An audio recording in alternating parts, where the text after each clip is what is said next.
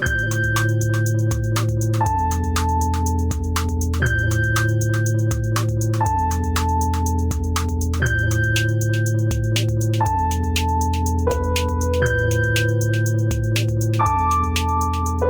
right, everybody, welcome back. This is The End of the World with Michael and Stu. I'm Michael. And I'm Stu, and today we are discussing the comedy masterpiece of 2021. That's right.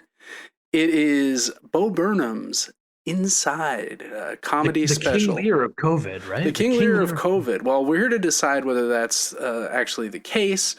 And in a first for the show, we have a guest, the brilliant comedian, actress, writer, Maggie Crane is here. Hi, guys. Thanks for having me. A long-time listener, first-time caller. Amazing. Happy to be here. Well, we're thrilled to have you as well. And you were actually the one to suggest that we cover this August material. So yes. What is it about Bo Burnham's special that appeals to you? Everything. But I was told by your co-host and my darling fiance, Michael Terry, we have to name the elephant in the room here. This is a nepotism gig I have. I listen to the podcast because I'm just in the room when you're recording it. So that's my Spotify. So Michael was like asking me to pick something, and it was the first thing that came to my brain because to me I was like, okay, what is the most apocalyptic thing I feel I have ever watched that you guys haven't covered yet? You have a illustrious body of work, so I didn't have a lot to work with. But Inside, I feel like watching it when it came out as like the only effective COVID art, not only at the time, but I think ever. But like at the moment of watching it was like, oh my God, this is both like absolutely brilliant. It's like how I feel every single day. And it's this guy who I've been watching since I was like 12. Yeah. It's like, why is the guy from YouTube having the most succinct takes on like the alienation of life in COVID and life in like the internet era? So that to me like encompasses so much of what is apocalyptic about today. So that's why I chose Inside. No, amazing. I think that sums So tell us if you liked it. I fucking loved it. So this is my memory of Inside. Me and Michael, gorgeous host Michael, he was living in deep Bushwick, and Michael wakes me up in the morning and he goes, Maggie, you have to wake up. The Bo Burnham special dropped and it's brilliant. So now he's gonna spend like an hour being like having like a pretend nuanced take or like being a hater, but like let it be known, Michael was the one who got me to watch it, and we watched it in the morning. I really liked it when it first came out.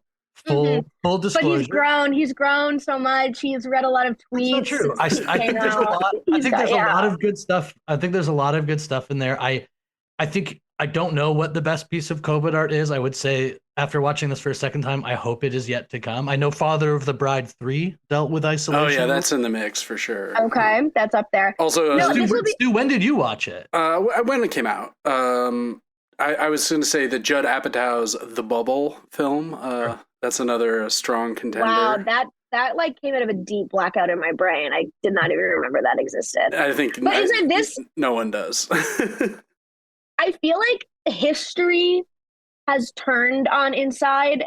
It's the Hamiltonification of Inside has happened. Like it got too popular. The theater kids liked it too much, so everyone turned on it. And this will be a fierce double down on my love of Inside. And a lot of people will be like, so cringe, so bad. If I see anyone else talk about book, shut the fuck up. Okay. This is like a fear. I love it so much. You can come at me with your nuanced takes about, he's talking about corporations on Netflix. I don't give a fuck. I love it so much. And I don't have time to think, Bo Burnham wasn't a first responder during COVID. Neither were any of you. Okay. So just let it speak for like lonely, sad, egotistical people, which it does. But we'll get into it. But that is my, if anyone here is like, maybe she'll turn against it. I won't. I loved it. I love this special so much. And come at me. When it first came out, did you like it? Yeah, I did. Yeah. Yeah. And where are you now overall, would you say? I would say I still like it. I think some parts of it have dated kind of a little bit. And I'm not like the biggest like fan of cute comedy songs, I would say, but I think some of the songs in the special really hold up. But before we get into why that, don't we talk about Bo Burnham a bit? yeah, just for anyone who doesn't know, like Bo Burnham is one of the earliest viral YouTube comedians, like music comedians. He started out making songs in his bedroom, playing, a kind of cheap keyboard. And he went really viral in 2006 with this song about how his family thought he was gay. Everyone thought he was gay, right? That was Which the one. Was like, yeah, and I feel like it was like he was like the personification of this era of like that. It's like the millennial, like nerdy boy who's like, everyone thinks I'm gay, but I'm just like skinny and weird. It was like just like it was the era of the nerd of like not hyper masculine, what's the word I'm looking for? Masculinity, not hyper masculinity. And he was like this like 16-year-old kid singing about that. It was like weirdly insightful is not the right word, but like self-deprecating, and genuinely witty. Yeah, he's very smart. He was clearly, unlike some of the early YouTube stars, he was actually talented, it seemed like. That was and that's kind of been borne out in that, unlike many of I was thinking of other like early YouTube things, like, do you remember Fred? That like incredibly annoying person. Fred is like still out there making videos, which is always when they keep doing the thing that they were doing, you're always a little bit like, oh God, I hope someone sets them free. Another one was this guy, Dax Flame. Have you guys ever followed him? Dax Flame. He was another like kid YouTuber, and he's actually gotten kind of interesting because he burned out. He was like hanging out with Bo Burnham in like 2009 and stuff like that.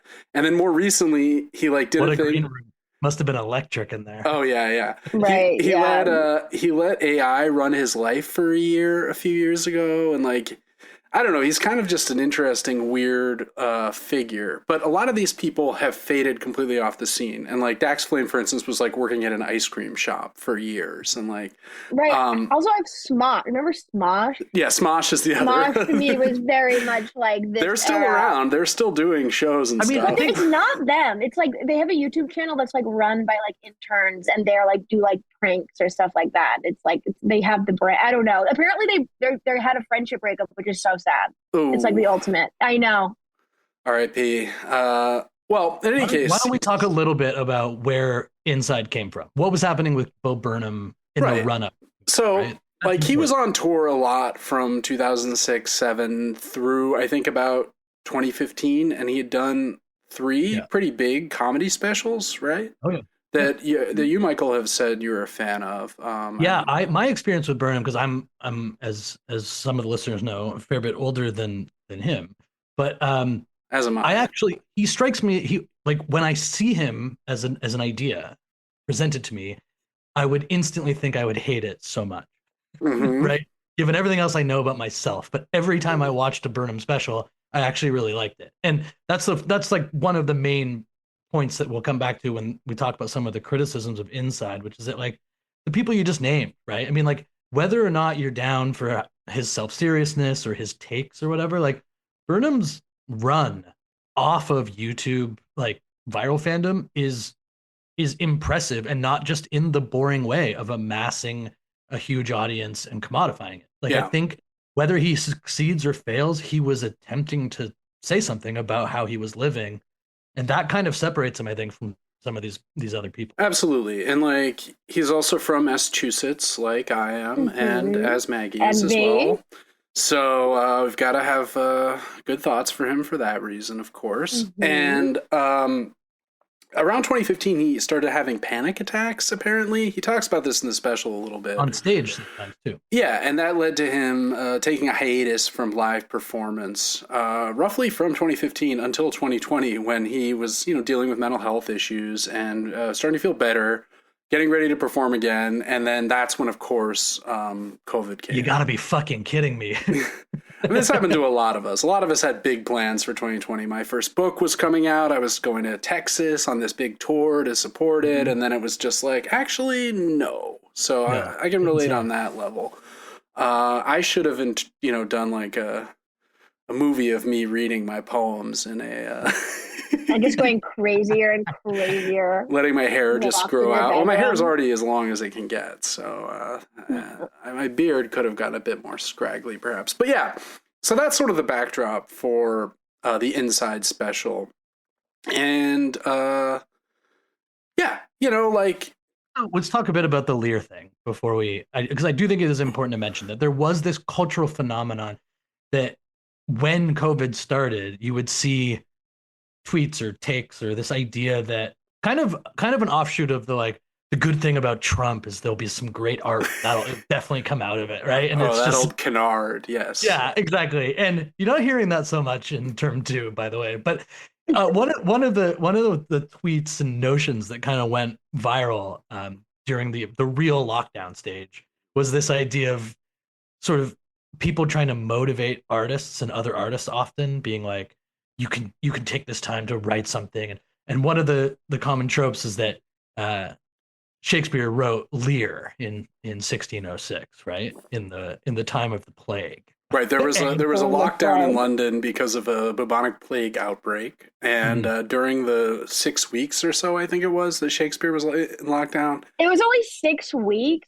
Yeah, I mean, Shakespeare was a machine, though. He was just... Wait, but still, okay, then I feel like way less... I'm like, oh, then they were fine. If we he still sat down and wrote it. You're still, the essential point rings true. It's just that I mean, what COVID showed us is that you need more than a lockdown. You also, it helps to be William Shakespeare. I mean, Lear was but also... I feel like from that, it was like this notion of like, you would both see that, like, oh, Shakespeare wrote Lear during the pandemic, and you're like, shut the fuck up. But then also in your head, you'd be like, I have to write my Lear. Yeah. Like, you still would feel, while being like, this is so fucking stupid, you'd be like, oh, but I'm going to be the one who does it. Yeah, exactly. Like, yeah, it's so dumb, and I'm actually going to write Lear. So that's why this was like him just like brain rotting around in this tiny room trying to write like really fucking stupid songs. It was very, I feel like because I'm a comedian, and Michael can speak to this too, it's like that really spoke to me. You're like, right. It's like everyone is saying like stuff like, it's so important in these times to laugh, and it's like, literally, no, it's not. Like, it's absolutely fucking not. So that, I think it just very much spoke to me on that level. I mean, that's the thing. Right. Like you remember, when you remember back to it, it made like a real splash, right? Like it wasn't, I don't think it was just a bunch of inside baseball comedians and artists watching this thing. No. People loved this thing when it came out. Me and my very good friend, comedian Maya Sharma, we went to go see it. It got so big that they started screening it in movie theaters. And me and my friend Maya went to go see a midnight showing at Syndicated in Bushwick. And it was packed with all these like fucking nerdy ass theater kids just like singing and crying all the songs. And I was like, okay, this is broken through. This is absolutely broken through to everybody. Yeah, it was huge. Why don't you set up the actual events of Inside? What is the story basically about? Well, I mean, as I said, he's getting ready to go on tour for the first time in 5 years. COVID hits, so most of the performance in the special are in this one room in his house, presumably somewhere in LA. And he starts off in this kind of like, well, for the next couple weeks, guys, I'm going to be working on this special. See what this turns into. I just got this new camera. He's kind of like pretty normal, like, you know, self-effacing, charming, clean cut, right? He has like a well-trimmed beard and his hair is short. And throughout the process of making the special, you know, it's mainly made up of songs, right? I mean, I didn't count how many, but there was an accompanying album. This is the first album that he's done, I think, that charted, like some of the singles on this, like charted on the Billboard 100. My Spotify Wrapped, like my top songs were from Inside. I was bumping this. Michael had to tell me to stop listening to it because it was making me too depressed. I was absolutely bumping it. And then that's when it started to turn, because people were like, oh my God, if I see one more person with Bo Burnham on their top songs, it's like, do you want to see the rest of my top songs? They're fucking worse. Okay. It's still Panic at the Disco. It's like, yeah, it's like, the Rent original cast soundtrack and Bo Burnham. So I'm staying in my lane. I think I had some Phantom on mine in 2020. It was it was a difficult time for all of us, but Masquerade brought me joy. No one can be judged on their 2020 Wrapped. 2020 Wrapped is an absolute wash. I love it. So, the songs get into a variety of issues, some of them topical, related directly to the pandemic. There's a song about like FaceTiming with his mom. The songs are primarily synth driven, with a few exceptions. He does a lot of voice modulation, like he's using auto-tune and different effects. He's also he performs the songs in this room using a variety of like light projectors, and it's quite technically adept. Like he clearly put a lot of thought and not just into the music, but to the like visual presentation. And it's also like unpretentious. I mean, his house is like a mess at various stages. There's just like stuff scattered everywhere, which feels very relatable to me. As, even though it's not a pandemic, I'm looking around my house and I'm like, oh yeah, this is I am Bo Burnham. Okay. Some of the songs kind of touch on other themes, including conspiracies, right? It's a song about how neoliberal fascists are destroying the left. Yeah, Sacco. Yeah, he has a dialogue with a sock puppet, which is it's an anti-capitalist sock puppet, but also it's kind of dipping over a little into the conspiracy zone. Well, you see a lot of like leftists who hate on Bo Burnham, right? Like that, like it's somehow the insight is not deep enough or he's too rich. The usual things, but I mean, right? Come on. But that's the thing to me is that like I feel like someone like him, who is pretty intelligent and pretty insightful, sometimes gets criticized for like just being that insightful and somehow not being more, even within the confines of like a project like this. I mean, why is Bo Burnham not Deleuze? What are we talking about here, people? Right. And I feel like a lot of lefties are like, we want people to like have the correct opinions and be on the same side as us. But if someone says something that's sort of like we take as like duh, I mean, everyone knows that. It's like, yeah, but he's still doing it on Netflix for like the general population. He's saying that like neoliberals are like fascists, and we can't be like, oh, hot take. We're kind of like, okay, who else is saying that? I mean, lots of people are saying that, but who else is saying it on their fucking Netflix special? Where like literally millions and millions of people are actually going to watch it and maybe think about some of the issues he's raising, right? Yeah, and like we touched on this before, so it's like, but like, look, okay, who are the other YouTube people of his age? It's like Logan Paul. It's like all these like fucking like Mr. Beat. It's like this is a type of guy. Some of the worst humans in existence have come out of this. How dare you insult Jimmy like that? I love Jimmy. Just kidding. But right, it's like just because like we sit around being douchebags and being like, oh, of course, that was like lesson one of my anarchist readings. It's sort of like, okay, yeah, but like that's not most people's experience. Yeah. And also, it's just fun. It is fun, and I also think that he starts with this, and as with basically every Burnham work, at least dips into a few of the same things, right? So let's talk about a couple of those. The first one, obviously, we'll ask Maggie about it in a second, but he talks often about the purpose of comedy, right? This isn't just inside, but it takes a pretty critical role, kind of wrestling with the very privilege and insignificant nature of his output right at the beginning of the show. The kind of thing that kind of is the classic Burnham, both in terms of his take and the critique, right? Which is that, I have to state these things like the straight white man. He does this in Make Happy as well. Yeah. And then, of course, like making a literal difference metaphorically, right? That song early in the special. Yeah. And, then, of course, he's criticized, right, for being the things that, like, the self-awareness isn't enough, which he also says in the special later. But I think that it's pretty interesting to note that he really does sort of take this very simple notion, like, should we be joking around at a time like this, right? Yeah. And the reason I think it hit really hard was that he's been saying this for a long time, and a lot of people have been saying this for a long time, but the moment itself was so clear. The distinction was so clear. But like, I don't think that comedians truly think that what they're doing actually makes a difference. What do you think? Jerry does. Speak for yourself, honey. No, I agree. Yeah, I mean, I think just to go back, this comes up a lot in the like, oh, you can't tour college campuses anymore because the kids are so woke, or that like elder comedian kind of trope that's just so tired and ridiculous.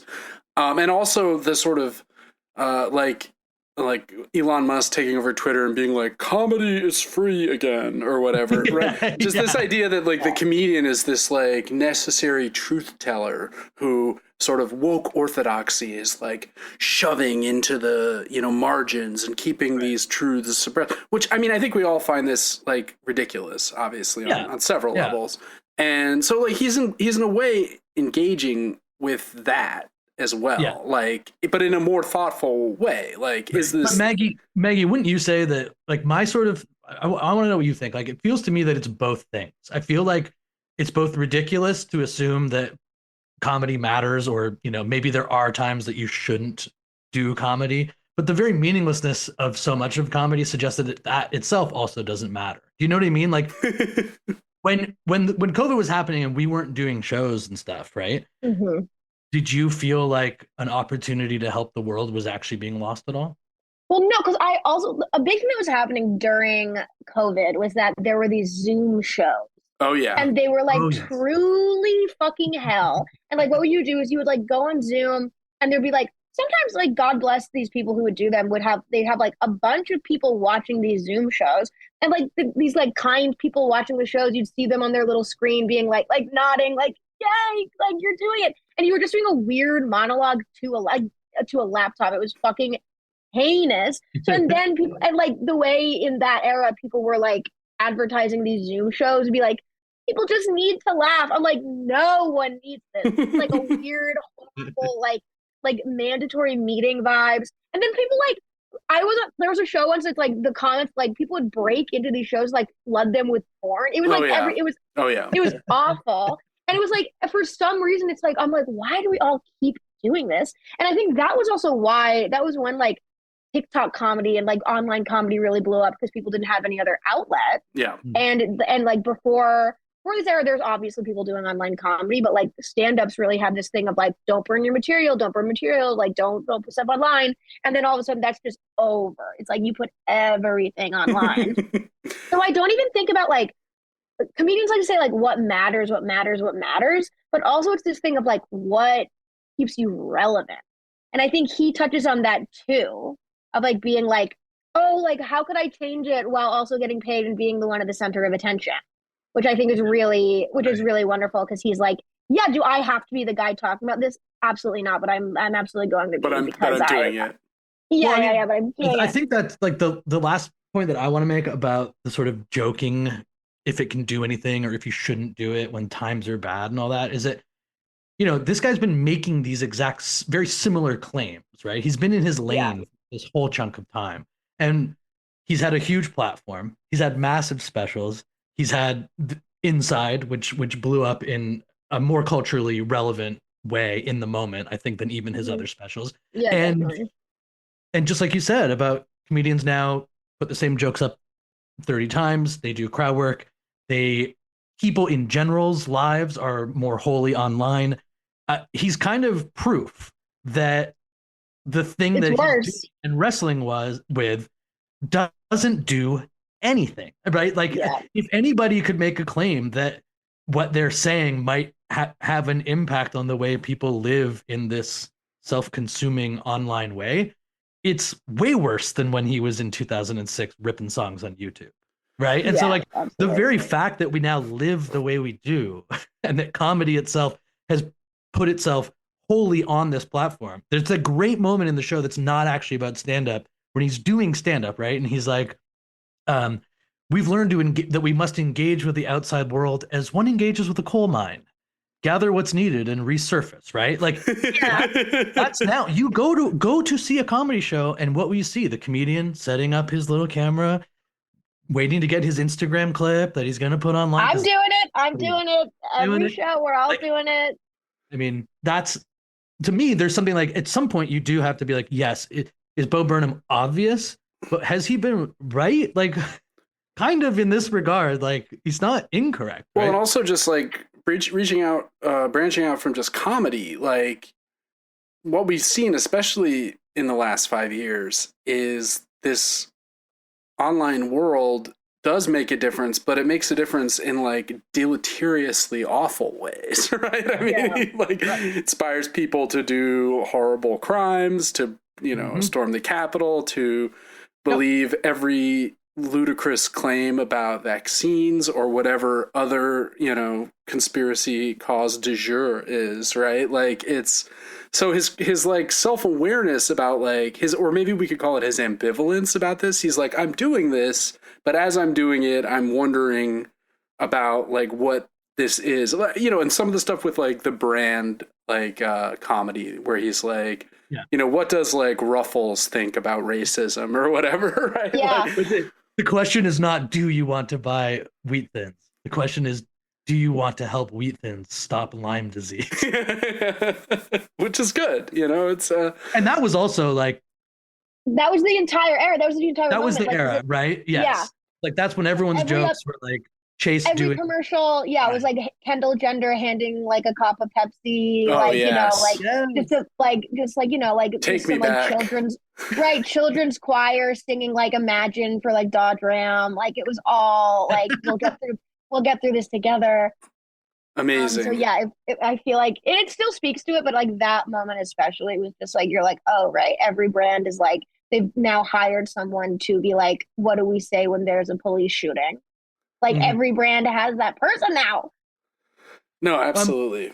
To talk a bit about the personal meltdown that he appears to go through and has been a subject of some of the critique. Kind of how real is this? Yeah, well, like the only like plot of the special is that through the year or so that he works on it, he goes from being the like clean cut, you know, sort of like sardonic and like he makes a suicide joke like very early on, and then by the end he's like this long-haired, sort of bedraggled, like his beard hasn't been shaved, and he's like lying on the floor and like talking to a mic next to his face, and it's this like and when he announces he's having like he's been working on it for a year, right? A couple things happen. He first of all, he turns 30 during the making of the special, which is like a classic crisis point in any person's life, or not, right? I mean, it could also just be fine. Like, I'm now 30. Okay.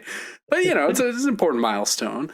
But when he has the, like, working on it for a year, he, like, has a breakdown where he's, like, trying to record this presumably pre-written thing, and he keeps messing it up. And by the end, he just, like, and he, like, pushes the camera over, and it feels simultaneously real and staged at the same time. There's moments like that. Like there's moments with that are like they're like him like having a breakdown, and it's clear like, okay, this is the part in the narrative where I have to have a breakdown. Da da da. But then there's the moments that like he's like setting shit up and he drops his camera and he's like, oh fuck. Or you see like he just recorded something and then he's like acting and then his like face drops. And I feel like that's so true. It's like, do you ever have to like record a self tape, or if you're like recording something fucking stupid for your fucking little Instagram and you're like, nah. And then the moment that drops, it's just like the saddest moment of all time when you're like, oh yeah, hey guys,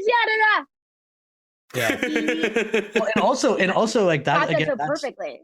That's one of the criticisms. There are a few that we'll get into, but one that's levied is that, you know, you can't figure out what is the real breakdown and what is staged, but like that is also, whether you like him or not, that's Bo Burnham. This is not like a huge departure, actually. That's him. That's his whole thing. That's him. And that, frankly, like that scene you're talking about, there are moments like when you're saying like, you know, it looks at the same time real and staged.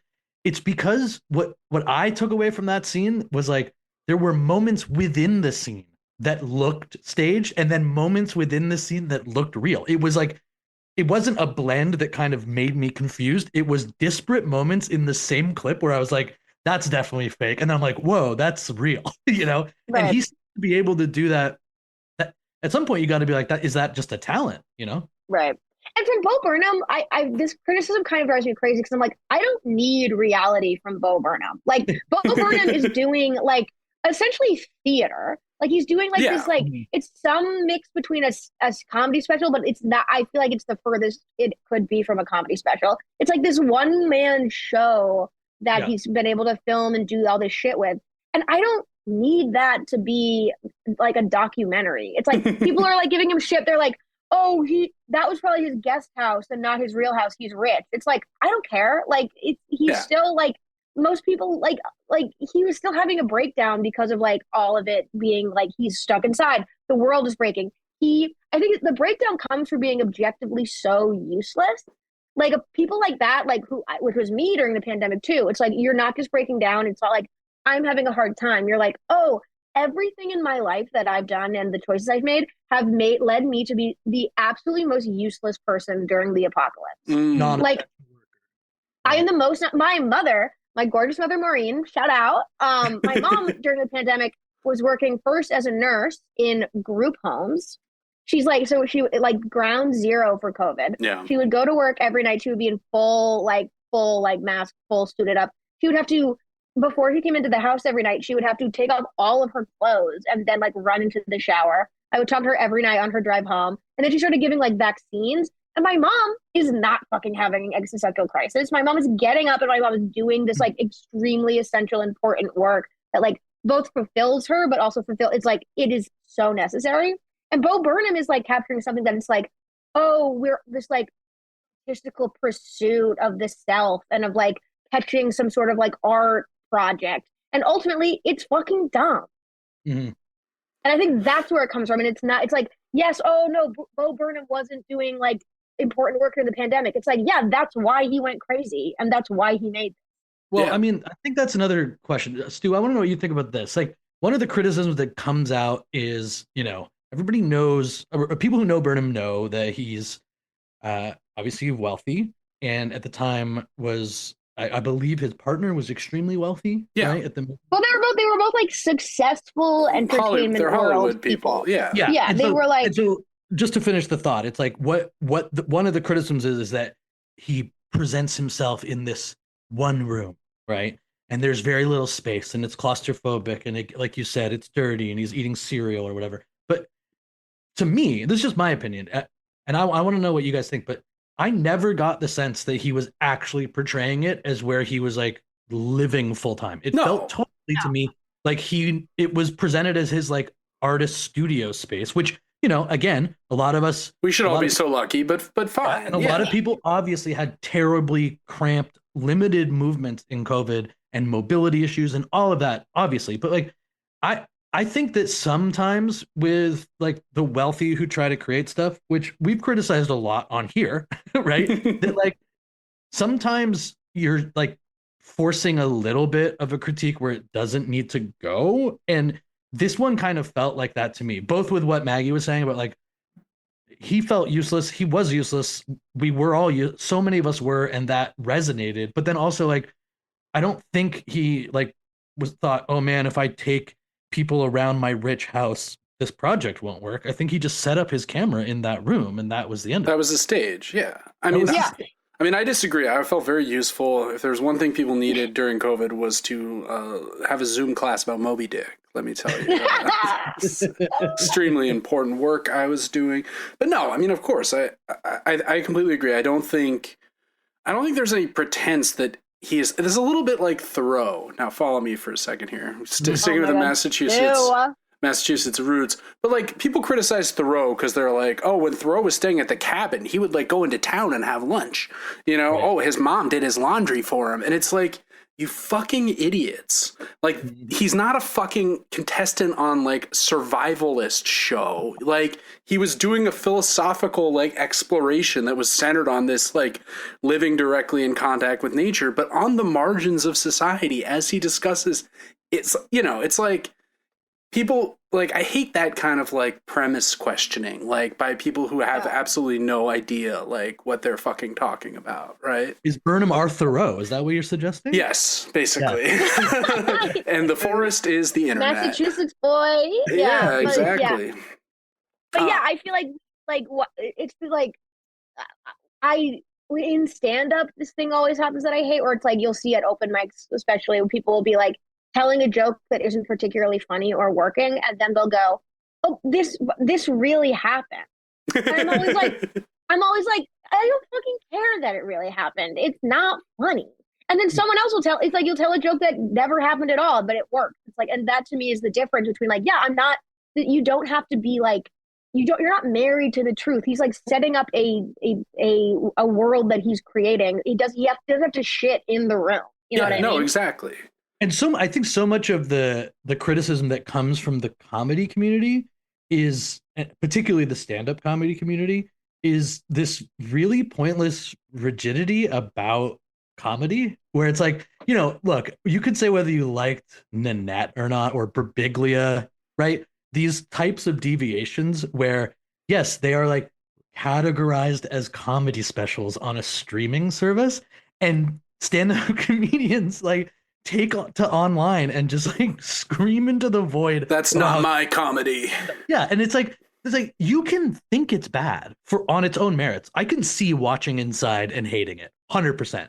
What I don't understand is like acting as though it's worse than 99% of the actual stand-up comedy specials on Netflix. Have you looked at any of those? Have you watched those all the way through and figured out what the hell they're trying to say? And then of course it's like the other stand-up side is like you're sort of not supposed to say anything, the sort of anti-woke comedy, just do your bits, just do your joke. That's fine. If that's what you want to do, that's fine. And sometimes it's really good and sometimes it's really bad. Just like things like this are sometimes really good and sometimes really bad. It's a weird thing to worry about that stand-ups always seem to go to, like, is it a comedy special? And what I liked about this one is that it's like a full break. There's no way you can even bother caring whether this is comedy or not, right? Not in the same way as like Nanette or even some of other, Burnham's other stuff. Well, yeah, it's like it fully like doesn't affect him at all. Like us being like, if someone's like, Mr. Burnham, we don't think this is comedy. He'd be like, I don't. It's like it doesn't matter. Like that's not even what he's selling at this point. It's like just like he's world building. Yeah, I just want to bring up one more. No, please. One more of the critiques, because I do think it's interesting. There was this article in Vanity Fair. It was like an in-conversation between two, I guess they're writers, Chris Murphy and Cassie DaCosta. Chris Murphy. I love Chris Murphy. He's my friend. Okay. Shout out. Maggie's friend actually was in this, and it's a good piece. They raised some good points about the Burnham special. But I just want to read like a couple of things that I think are kind of off that I don't quite understand. So Cassie DaCosta says, Burnham makes a huge assumption in this special as well, that what he sees online necessarily constitutes the inner worlds or reflections of other people. He's fearful and resentful of some of those people because what they're putting out there is so loud, so craven, so simplistic, so hopeless. I know I'm saying this provocatively, but what would it mean for Burnham to walk away from online life? And I'm like, okay, the thing I don't understand about this critique is that he did do that. And so earlier in this piece, I didn't want to repeat the whole quote because Maggie brought it up earlier, is this criticism of like, he's talking about how bad online life is, but I have to stop myself. Aren't I watching this on Netflix? Like, look, okay. He actually had a breakdown. He actually was like, again, good or bad, he was mining the territory of the performer in this world, in this current setup. And then he actually did stop. Like, do you ever see a tweet storm from Bo Burnham? Not from Bo Burnham. He starts going off like Kanye. He just absolutely. It was just a strange criticism. Like, he didn't go far enough. Maybe he should actually go away from online life. It's like he did. Yeah, he did do that. Yeah, and also it's like this. It's like who. I feel like it's like, oh, why do you keep talking about it? It's like he is the most, or he's like a face of like online figures. You know, he's one of the very first to do it. He's like, when you talk about internet stardom, you talk about Bo Burnham. Yeah. And it's so interesting to have one of the faces of the early faces of that be so against it, be so like, what have I rocked? Yeah. Really? Well, Because he's like looking at it all.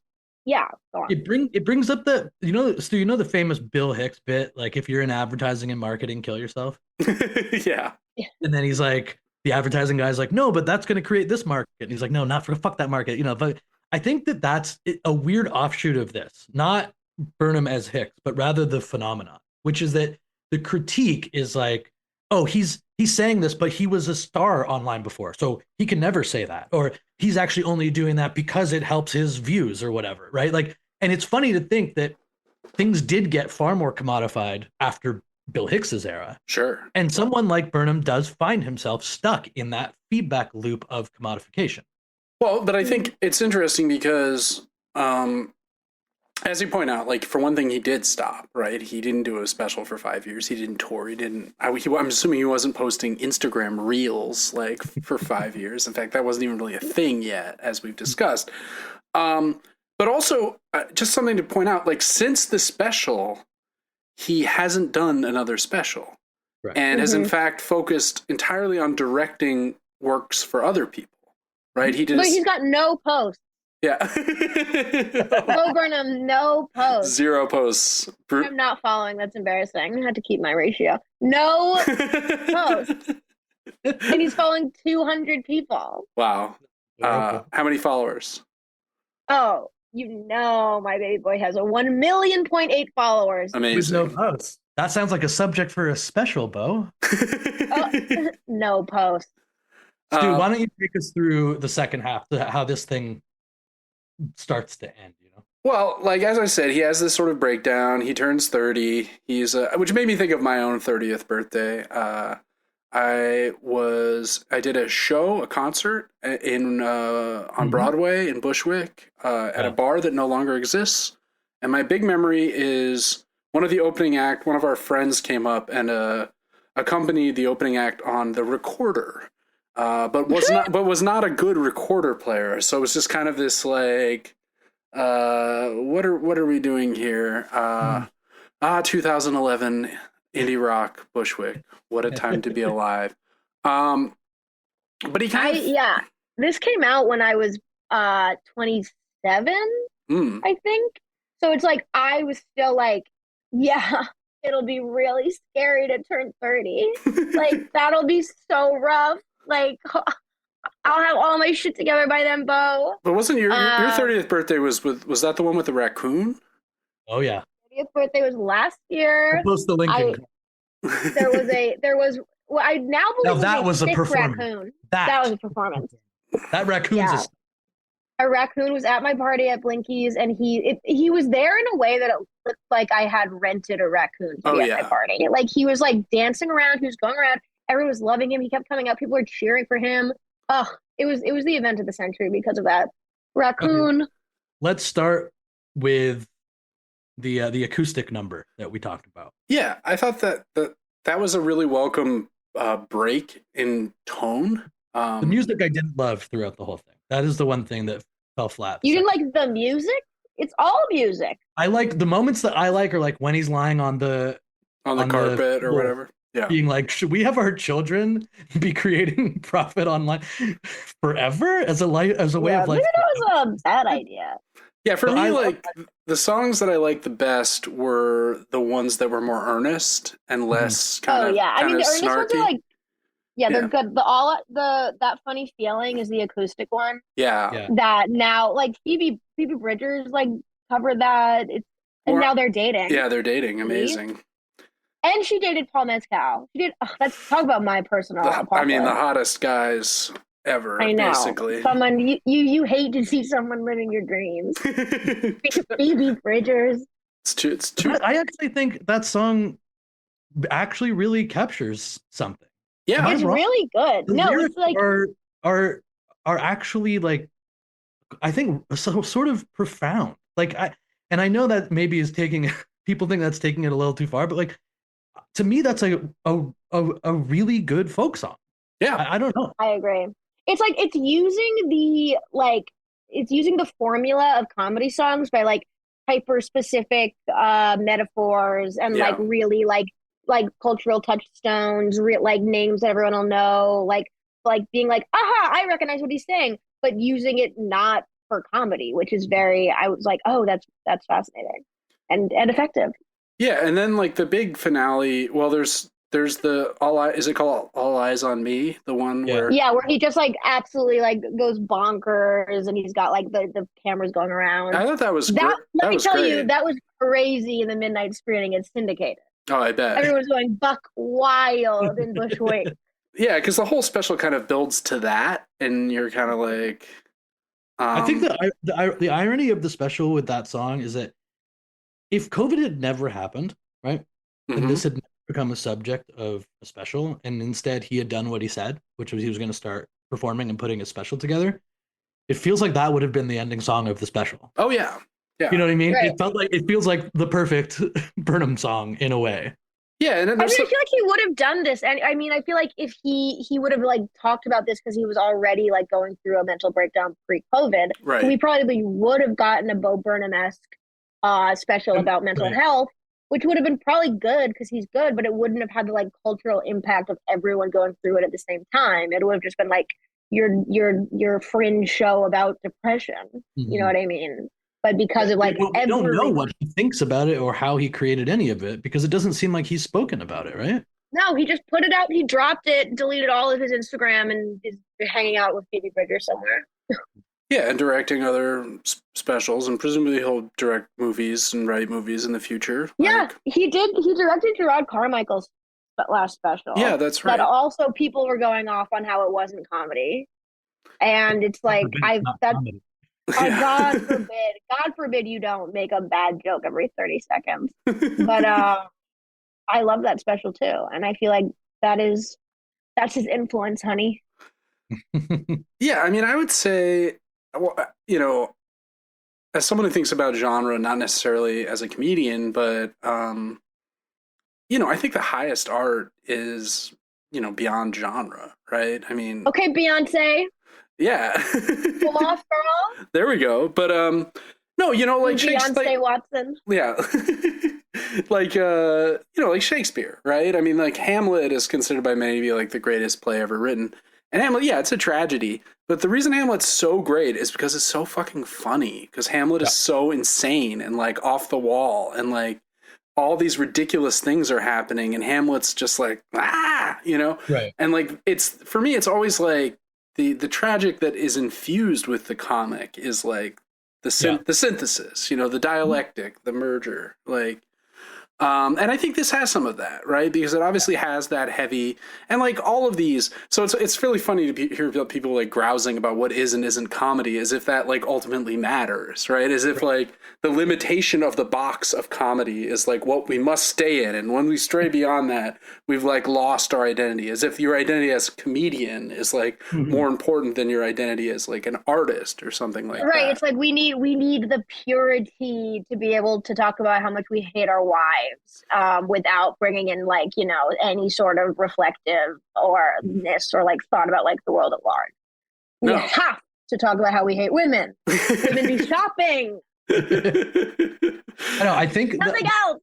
I think the last thing that I would say about the whole thing, because I do think that it was definitely impressive, I think, when it came out, and definitely important, which is in through whatever lens you want to talk about. Obviously not important in the way that, you know, administering vaccines or taking.